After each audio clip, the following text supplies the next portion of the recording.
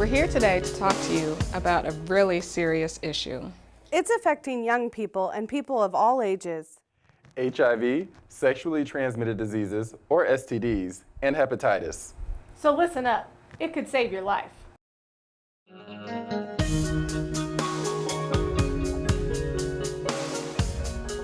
So there are two types of STDs. There's bacterial and there's viral.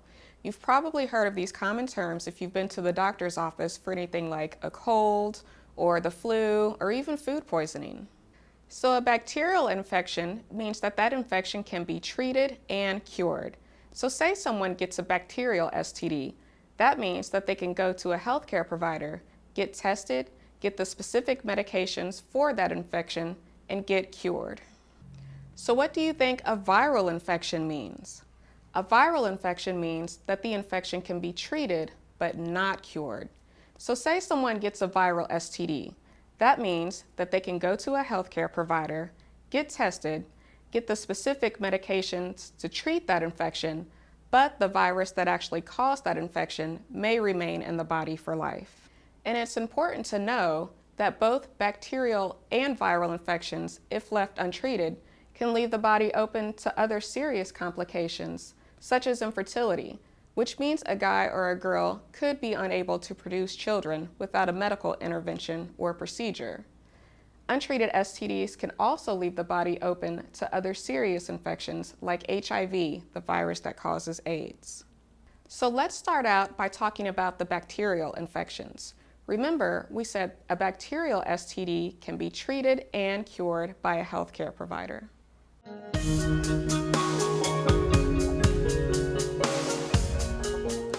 Chlamydia is known as the silent disease because often there are no signs and no symptoms. Chlamydia is also the most common sexually transmitted infection reported in the United States. So how is chlamydia spread from one person to another? Chlamydia is spread during unprotected oral, vaginal, and anal sex with an infected partner, key word being infected. So if this person doesn't have an STD, and this person doesn't have an STD, and they get together and have sex, they're not just going to magically create one. One person has to be infected in order to pass chlamydia from one person to another. So again, we know that chlamydia is spread during unprotected oral, vaginal, and anal sex with an infected partner. A lot of people think that, oh, I don't have anything going on symptom-wise. That means I'm okay. Well, that may not necessarily be true if a person has been sexually active, whether it was oral sex, vaginal sex, or anal sex. Chlamydia produces no signs or symptoms. That's why it's called the silent disease. But if a person does experience symptoms, a girl might have an abnormal vaginal discharge, and she could also have a burning sensation during urination. So that means it may hurt when she pees. For a guy, it's going to be similar symptoms. Again, that burning sensation during urination and discharge from the penis. Not so commonly, a guy could also have painful or swollen testicles, but mainly it's going to be, again, the burning sensation during urination and the discharge from the penis. So how can this infection be prevented? Well, it can be prevented through abstinence. Abstinence is the only 100% effective method to protect yourself from things like chlamydia or any other STD. Should a person choose to be sexually active, the best method for protecting themselves would be to use a latex or non-latex condom or other barrier method such as a dental dam correctly and consistently each and every time they have sex. This includes oral, vaginal, as well as anal sex.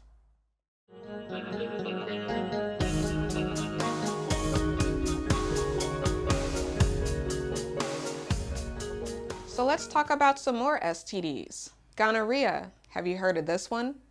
Gonorrhea is another bacterial STD, so again we know that means it can be treated and cured. So what are the signs and symptoms of gonorrhea? Well, gonorrhea is a lot like chlamydia. It is passed from one person to another the same way, it has similar symptoms, and it can be prevented the same way. Some signs and symptoms for gonorrhea. For a girl, again, usually she won't have any symptoms, especially not right away. But if she does start to have symptoms, she would again suffer from that abnormal vaginal discharge, and this time that discharge could be a yellowish or greenish color. A girl might also experience bleeding between periods, so that means she might bleed when it's not that time of the month for her. She could also suffer from that painful sensation during urination. For guys, it's going to be pretty much the same thing. If a guy does have symptoms, he could again experience the abnormal discharge, again a yellowish or greenish color, pain during urination, and also sometimes he might suffer from painful or swollen testicles. So what are the modes of transmission for gonorrhea?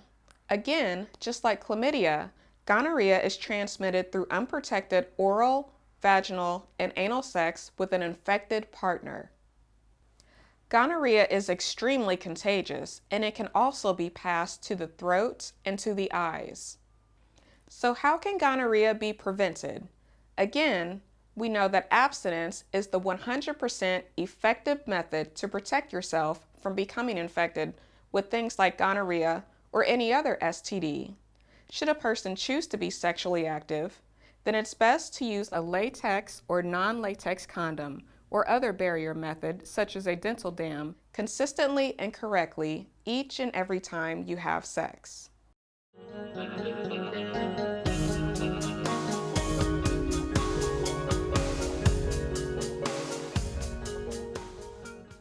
So now we're going to talk about syphilis, and I really want to focus on syphilis because it's a very serious infection.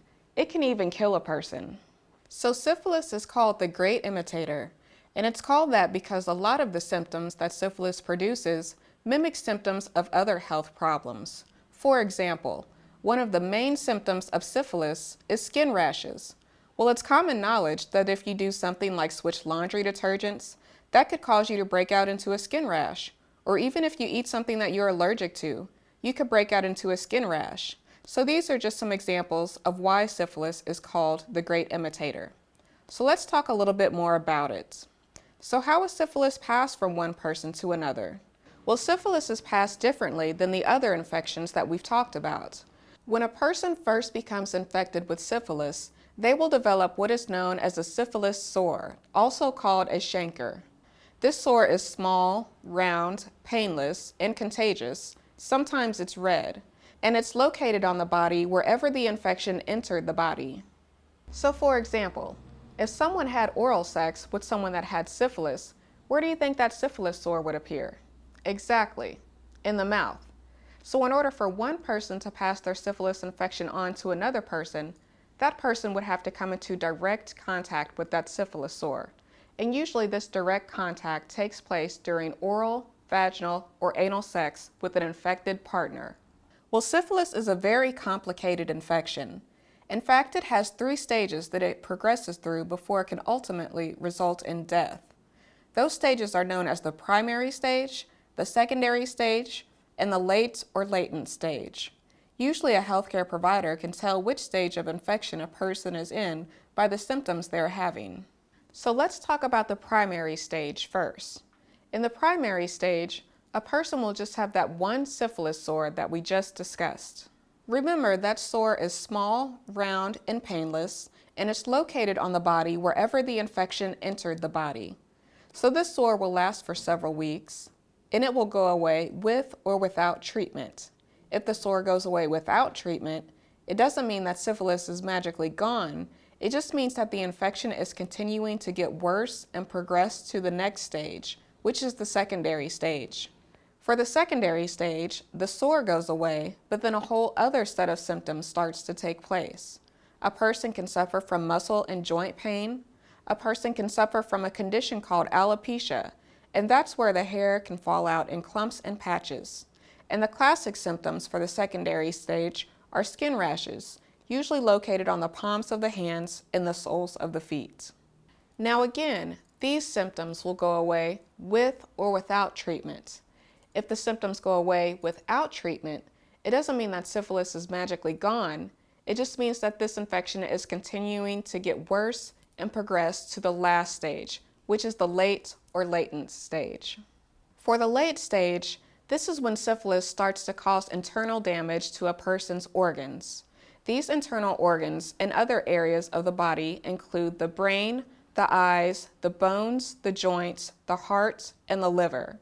So basically, these internal organs start to deteriorate. A person can start to suffer from gradual blindness where they can't see anymore. A person can start to suffer from dementia, where they could have a decline in thinking skills or problems remembering. And the end result can be death. Now, it can take a person anywhere from 10 to 30 years to die from syphilis, but if that person isn't going to a healthcare provider, getting tested, overlooking these symptoms and thinking that it's just something else, it can easily get to that point. It's also important for us to learn about syphilis because a syphilis infection can be fatal in a fetus, which is what a baby is called in the mother's womb.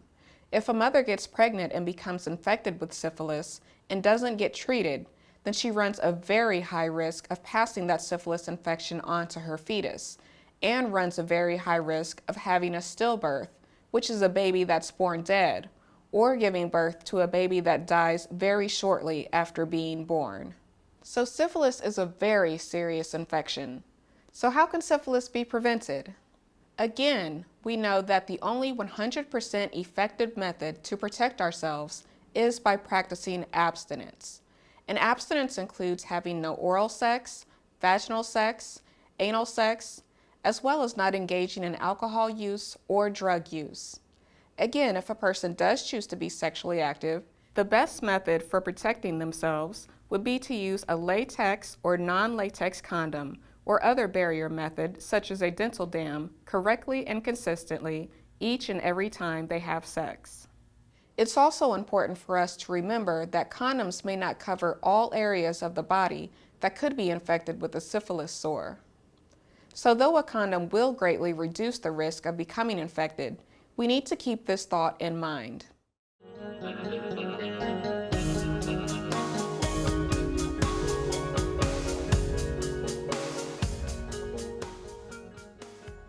So now we're going to talk about the viral infections. Remember what viral means: an STD that can be treated but not cured. So first we're going to talk about HPV. You may have heard of this infection. It's the infection that has the vaccine out that's available for both guys and girls. So let's talk a little bit more about it. HPV stands for human papilloma virus. So how is HPV passed from one person to another? Well, HPV is passed differently than the other infections that we've talked about. HPV is a virus that lives in the skin on or around the genital area. So in order for one person to infect the next person, they don't necessarily have to have sex, their genitals just have to touch. So that would mean that there just has to be a genital skin-to-skin contact. So again, we know that HPV is a virus that lives in the skin, on or around the genital area. So in order for one person to infect another person, they don't necessarily have to have sex, their genitals just have to touch. So what are some of the signs and symptoms for HPV? Well, HPV is a little tricky. There's two types of HPV.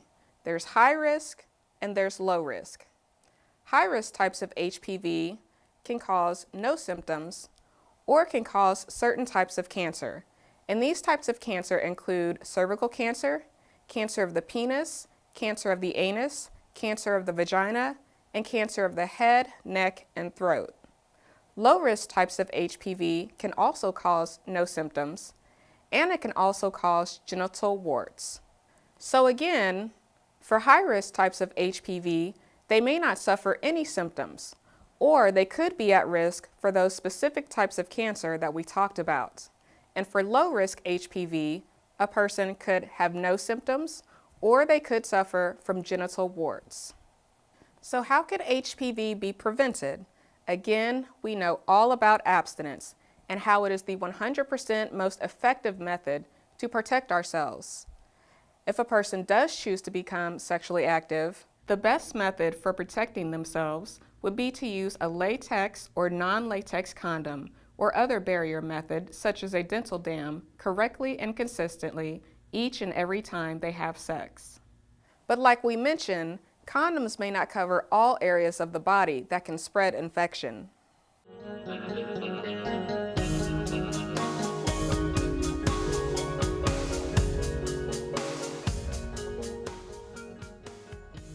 So now we're going to talk about herpes. So how is herpes transmitted from one person to another?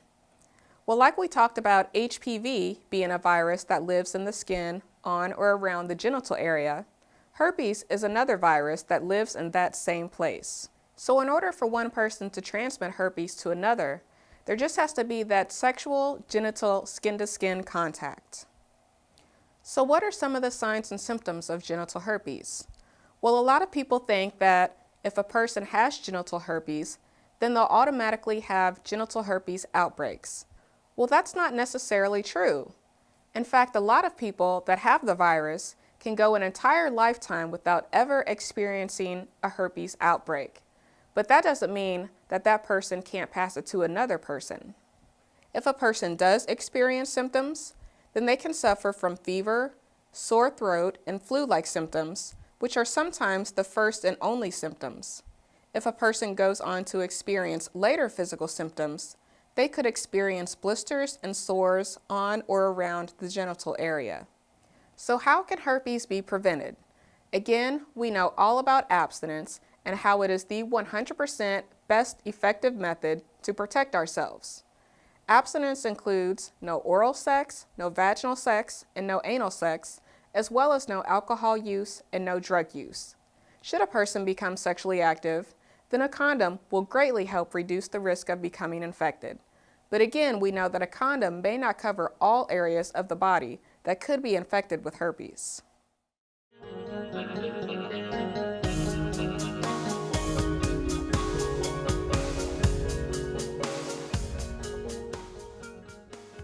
So now we're going to talk about HIV and AIDS.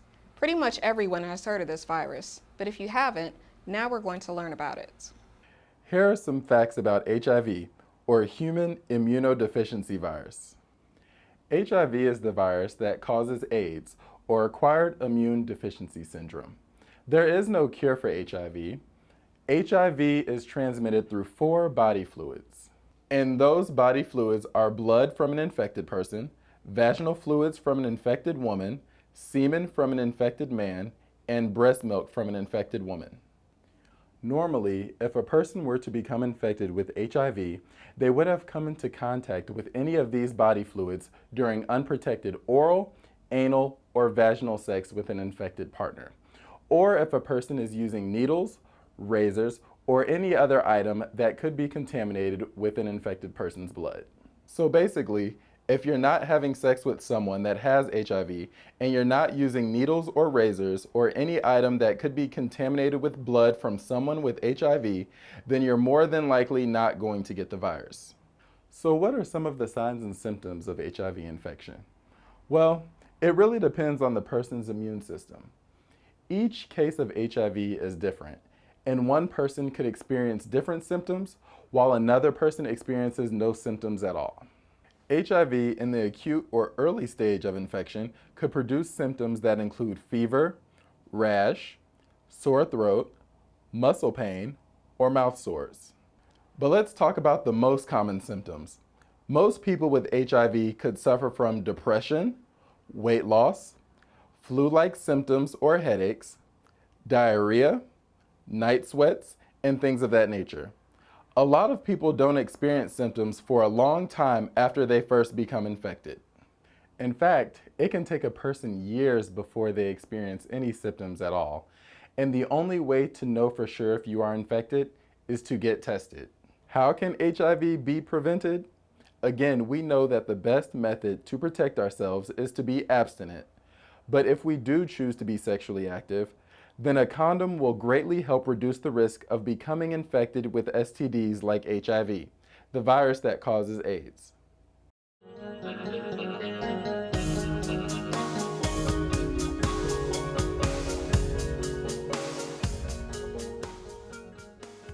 Now we're going to talk about viral hepatitis, which is a liver disease caused by a certain type of hepatitis. The most common types of hepatitis reported in the United States are hepatitis A, B, and C. So let's start out talking about hepatitis A. Hepatitis A is an acute liver disease caused by the hepatitis A virus. It can last anywhere from a few weeks to several months and does not lead to chronic infection, meaning your body will clear it on its own. Hepatitis A is transmitted when the fecal matter or poop of a person that's infected with hepatitis A is ingested by a person that is not infected, even in an amount that is too small to see. This can happen through close person-to-person contact, such as oral sex, or through contaminated food or drinks. Hepatitis A attacks the liver and can remain without symptoms, but if there are symptoms, they may include fever, fatigue, loss of appetite, nausea, vomiting, abdominal pain, gray-colored stools, joint pain, and jaundice, which is yellowing of the skin and/or eyes. To prevent hepatitis A, make sure to always wash your hands. To reduce your risk during oral sex, use a dental dam each and every time. There is a vaccine available for hepatitis A, and it's mostly recommended for food service workers or those that are at risk for severe complications. Ask your doctor if a vaccine is recommended for you. And now we're going to talk about hepatitis B. Hepatitis B is a liver disease that's caused by the hepatitis B virus. It can range in severity from an acute mild illness lasting only a few weeks to a chronic serious long-term illness that can lead to liver cancer. Hepatitis B is transmitted when the blood, semen, or vaginal fluid from a person infected with the hepatitis B virus enters the body of someone not infected. This can happen in such ways as sexual contact, the sharing of needles, syringes, or other drug use equipment. Hepatitis B can also be passed from a mother to her baby at birth. Hepatitis B attacks the liver and can remain without symptoms, but if there are symptoms, they may include fever, fatigue, loss of appetite, nausea, vomiting, abdominal pain, gray-colored stools, joint pain, and jaundice. Hepatitis B can be prevented through abstinence from oral, anal, and vaginal sex, and consistent use of latex or non-latex condoms. Another important practice for prevention is to not share needles, razors, drug use equipment, tattoo or piercing equipment, or anything that could be contaminated with blood. There is a vaccine available to prevent hepatitis B, and if you were born or started school after 1992, it's likely you have received it. You can ask your doctor if a vaccination is recommended for you. And finally, we're going to talk about hepatitis C. Hepatitis C is a liver disease caused by the hepatitis C virus, and it is the #1 cause of liver transplants. It ranges in severity from an acute mild illness lasting a few weeks to a chronic, serious, long-term illness that can lead to liver cancer. Hepatitis C is transmitted when the blood from a person infected with hepatitis C enters the body of someone that is not infected. This can happen through sharing needles, syringes, or other drug equipment. It can also be spread through tattoo needles, equipment, and ink. It can be spread through sexual contact, but the risk is lower. Hepatitis C can also be spread from mother to child at birth. Prior to 1992, the blood supply was not tested for hepatitis C, so many people were infected through blood transfusions or organ transplants. Hepatitis C attacks the liver and can remain without symptoms, but if there are symptoms, they may include fever, fatigue, loss of appetite, nausea, vomiting, abdominal pain, gray-colored stools, joint pain, and jaundice. Hepatitis C transmission can be prevented by not sharing needles, drug use equipment, tattoo or piercing equipment, razors, toothbrushes, or anything that could be contaminated with blood. It is also recommended to use a latex or non-latex condom during sexual activity. There is not a vaccine to prevent hepatitis C. We want you to also know that a person can be infected with hepatitis B or hepatitis C for years and not know it if they have not been tested. A person should not share anything that could come in contact with another person's blood because hepatitis B and C viruses can live in dried blood on surfaces for days to even weeks. An individual with hepatitis B or hepatitis C should do the following things. Stop or reduce alcohol intake because it can harm the liver. Eat a healthy, low-fat, low-salt diet, drink a lot of water, get enough rest and moderate exercise, and get vaccinated for hepatitis A and hepatitis B if they haven't already been. They should also see their physician for regular checkups. And to find out what treatments are available.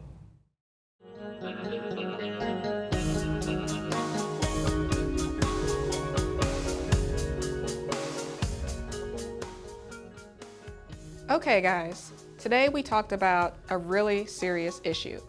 Things that are affecting people of all ages, especially our young people. We talked about the most common STDs. We learned how these infections are transmitted, which means how these infections are passed from one person to another. We also learned signs and symptoms, which is what someone could experience if they were to become infected with an STD, HIV, or a hepatitis virus. We learn how to prevent these infections and how to keep ourselves safe and healthy. We know that abstinence is the only 100% effective method to protect ourselves from becoming infected. And if we choose to be sexually active, a condom can help greatly reduce the risk. We also learned not sharing anything that could have infected blood on it will help keep us safe. To learn more about sexually transmitted diseases, HIV, and hepatitis, I recommend that you visit the CDC's website. CDC stands for Centers for Disease Control and Prevention, and you can visit them at www.cdc.gov. Remember to protect yourself. If you identified risks, Get tested. Thanks so much, guys. Be safe.